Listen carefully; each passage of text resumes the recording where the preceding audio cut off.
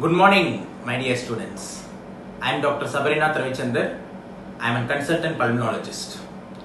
I finished my MD, MRCP, Diplomate in European Respiratory Society, on the way to DNB Respiratory Medicine. So these are my qualifications. I am an assistant professor in the Department of Pulmonology, Balaji Medical College Hospital. I am also a consultant pulmonologist at Rela Hospitals, Krompet. I am also having my own clinic, and I am also a faculty coordinator in Speed Institute, Chennai. Right. So, for your introduction, our IMA MSN Tamil Nadu wing, they had created a very good initiative of going to different experts of different fields and taking their best feedback and forming it as a video and giving to the students as a crisp nutshell. Wow, what a great initiative. Really, hats off. So this is how the student should be active, okay, in order to learn. So now I am in the field of pulmonology, okay. For the undergraduate, they asked me to treat to the undergraduates. So undergraduates will be reading my subject in the final year in a part of medicine called as pulmonology, because medicine is like a sea. We have got respiratory in that, we have got cardiology in that, nephrology in that, gastroenterology, neurology, rheumatology, dermatology, it goes on. So in that, the respiratory is one of your long case or a short case which will be kept in your exams in your undergraduates. So they wanted me to cover that respiratory part in a nutshell, what an examiner will ask and what the examiner will expect from you people. It was a very great initiative really. So to give a nutshell about the topics of which we are going to discuss, we will be discussing different cases, different life scenarios. I will be sharing my experiences in different cases. Meantime, I'll keep in mind that you are undergraduates and what you need to know regarding that case. Okay, sir, why you need to concentrate on these clinicals? Everything is available in books. That is what the mistake happening now, my friends. What is happening is that nowadays, because of the advancement in the investigations, because of the advancement in the lab, what has happened is, when a case comes with abdomen pain, all are rushing to all kinds of investigation. Okay, they used to do an CBC, RFT, LFT, ultrasound abdomen, chest X-ray, MRI, CT, whatever investigation is available, we do all. And finally, we treat the reports. Okay, now see, an anemia is there. Come on, treat anemia. Oh, see, come on, and low sugar is there. Let's treat the low sugar. Oh, see, there is an ultrasound, some cyst is there. Let's see what it is. But the patient will say, sir, I am having pain here, and you are treating for my cyst which is located somewhere away. So this is what the scenario happening. Nobody is listening to the patient's symptoms. Nobody is listening to the patient's signs. Nobody is watching the clinical signs properly. This is my straightforward, bold remark on the upcoming generations. Even my generation, many doctors are like that. It's not so. The art of clinical medicine, before the invention of these investigations and advancement, the art of clinical medicines was very great. Now, directly we are doing a 2D echo scan to see what kind of valvular lesion it is. But just think, before the invention of the echo machine, I remember my professors of medicines and professors of cardiology who are now, gone. Many of them are not now.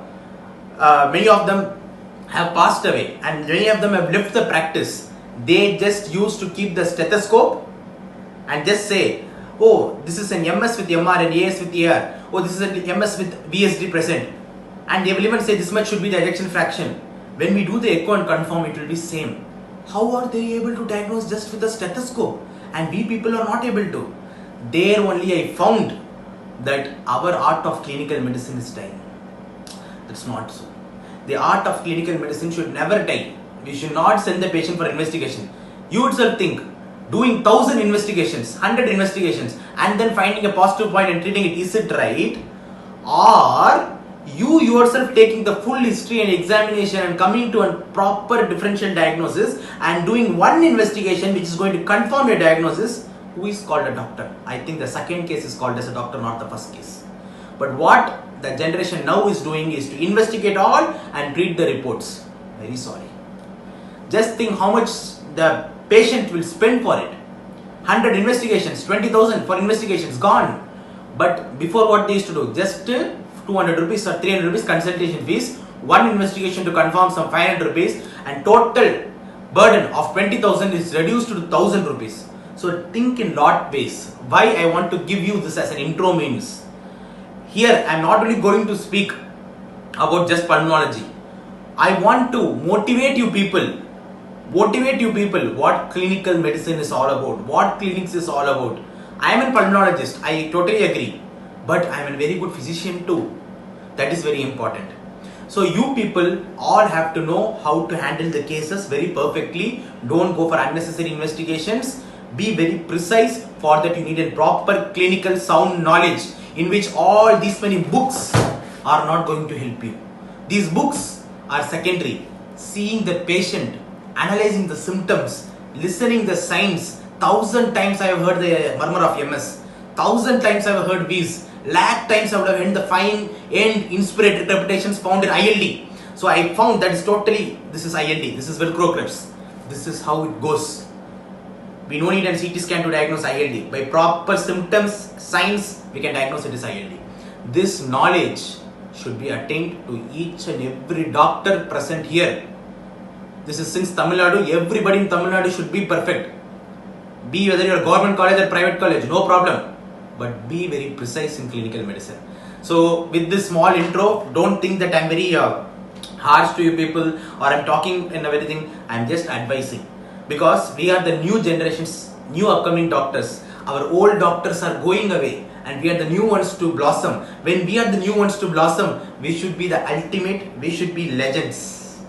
We should be same like that generation. I am not against the investigations, I am towards it, but only to confirm, not to do all. Okay, so this is the motto, and once again I congratulate IMA MSN for this initiative and also for asking me to cover the topics on clinical medicine. I think in the upcoming classes, I think there will be live video sessions and they have given me a schedule to what all to cover. They asked me to cover about different pulmonology topics, so we will be doing it in the near future, don't worry. So apart from this, the things which we are going to discuss, even there is my personal YouTube channels, there are my personal Instagram channels where I post daily hundreds of x-rays. There is my personal textbook of respiratory medicine where each and every point in clinical respiratory I have dealt with 100 professors, different professors across India and got the points of pulmonology, and that is how is me. So similarly, you people should catch 100 professors like me and form your own concepts. That is important. Please, I beg you all, don't let the clinical medicine down. Please lift the clinical medicine. In this corona curfew, you will not be able to see the patients sitting at home. Please. So when you come back to the hospitals, touch the patient, feel the patient, get the concepts right, and then go to your books and make it as a thorough concept of your own concept, and we are gonna rock. Meet you soon, guys.